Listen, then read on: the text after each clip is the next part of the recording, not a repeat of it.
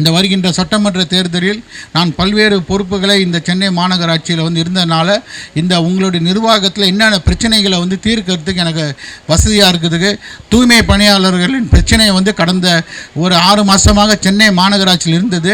அதற்கு இந்த சங்கத்தின் சார்பாக நிர்வாகத்துடன் பேசி அவங்களுக்கு ஒரு என்ன விதமான தீர்வை எடுத்துப்பட்டோம்.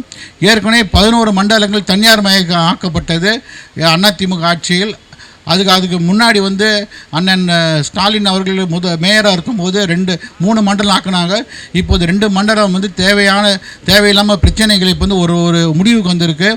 வேலை இல்லாதவங்களுக்கு எங்களை கோரிக்கையை ஏற்று நிர்வாகம் விரைவில் அனைத்து ஊழியர்களுக்கும் ஒரு அவங்களுக்கு வந்து வேலை வாய்ப்பை கொடுக்க மாநகராட்சி நிர்வாகம் கமிஷனரும் எங்களுக்கு வந்து உறுதியளிக்கிறார்கள். அது விரைவில் வந்து இந்த தேர்தலுக்கு முன் அந்த உறுதியை வந்து கொடுத்து நிறைவேற்றுவார்கள் என்று நாங்கள் நம்புகிறோம். அதற்கெல்லாம் காரணம் எங்களது பாரதிய ஜனதா கட்சியின் தலைமையும் அண்ணன் நைனா நாகேந்திரன் அவர்கள் கொடுக்குற எங்களுக்கு ஆதரவு தான் இது வந்திருக்கு.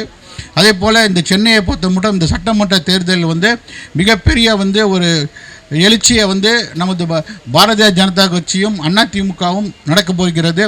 பல்வேறு சென்னை பாரதிய ஜனதா கட்சியை சேர்ந்த நிறைய பேர் சண்டை பண்ணுறதுக்கு வருவார்கள். எங்களை போன்றவர்களும் இந்த பல்வேறு தொகுதிகளை எங்களை நிறைய வந்து கட்சியில் எங்கள் மூத்த நிர்வாகிகள் நமது மரியாதைக்குரிய தமிழிசை அக்கா மற்றும் அவர் நிறைய நிர்வாகிகள் எங்களை போன்றவர்களும் இந்த சட்டமன்றத்தில் எங்களுக்கு வாய்ப்பு தருமானு தலைமையை கேட்டுக்கிறோம்.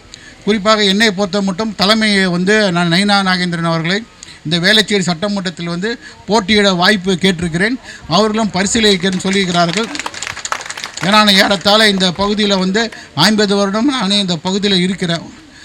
முதல்ல இந்த பகுதியில் வந்து இதே பகுதியில் வந்து கவுன்சிலராக 10 வருஷம் இருந்தேன். அதே வந்து மேயராக இருந்தேன். பல்வேறு பணிகளை ஏறத்தாழ ஒரு 1000 பணிகளை இந்த பகுதியில் செஞ்சுருக்கேன். வந்து திருவள்ளூரில் வந்து ஒரு பீச்சே உருவாக்கினேன்.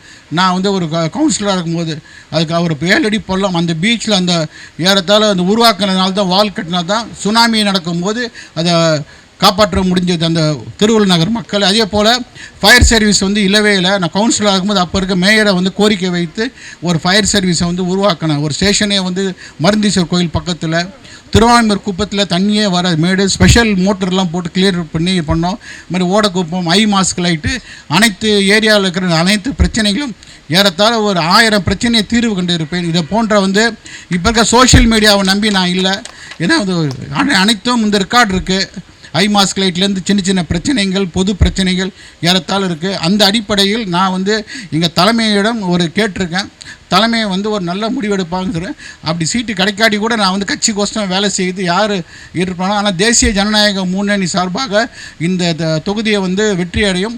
ஏன்னா எங்களுடைய சட்டமன்றத்தில் வந்து எங்களுடைய தலைவர் பிரதமர் மோடி அவர்களினுடைய பிராண்ட் இமேஜ், எங்கள் மரியாதைக்குரிய கட்சி அவங்களுடைய வட்டத்தில் இருக்கிற நிர்வாகிகள், எங்கள் அக்கா தமிழிசை அவர்களின் தீவிர பிரச்சாரம் போடுறதில் நான் எங்கள் வாக்கு முன்னணியிலிருந்து வேளச்சேரி சட்டமன்றத்தை பொறுத்த மட்டும் எங்களது பாரதிய ஜனதா கட்சியை கேட்டு அண்ணன் நைனா நாகேந்திரன் பெறுவார் என்ற நேரத்தில் கூறிக்கொண்டு பல்வேறு நண்பர்களும் சட்டமன்றத்தில் போடுறார்கள். நானும் கேட்கிறேன், ஒரு நல்லதொரு முடிவு தலைமையை கொடுக்கும் என்று நேரத்தில் அறிவித்து கூறி இந்த வருகின்ற தேர்தல் இன்றும் மகளிர் தினத சார்பாக பல்வேறு பிரச்சனைகள் தமிழக அரசியல் ஓடிக்கொண்டு இருக்கிறது. அண்ணன் நைனா நாகேந்திரன் ஒரு பிரச்சனையை எழுப்பினார். தேவையில்லாமல் அவரை வந்து எல்லோரும் குறை சொல்லினார்கள். ஆனால் அவர் சொன்னது உண்மையாகிவிட்டது.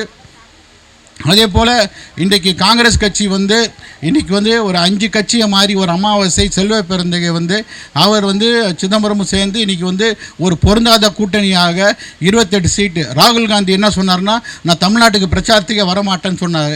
இப்போ எனக்கு கிடைக்கிற தகவல்னால் காங்கிரஸில் இருக்க வந்து பாண்டிச்சேரியில் வந்து தாவைக்காவும் காங்கிரஸும் கூட்டணி அமையும். சென்னைக்கு நான் வரமாட்டேன், பாண்டிச்சேரிக்கு தான் பிரச்சாரம் பண்ண போகும் ராகுல் காந்தி.